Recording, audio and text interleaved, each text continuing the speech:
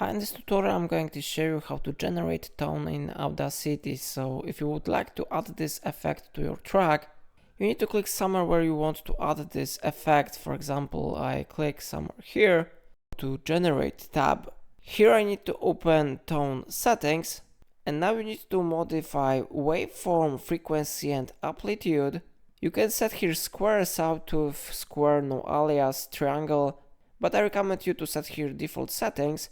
Only one thing that I recommend you to change is duration. I change it to 3 seconds, so I type here 3 and I type here 0.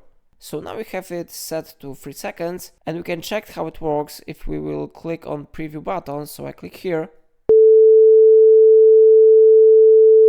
So how you see this really great effect. If you are sure that you want to generate this effect, you need to click on generate button and it will be successfully added to your track. So it's all for today. If I helped you to do it, remember to like this tutorial and subscribe my channel, and please let me know in comment if it solved your problem.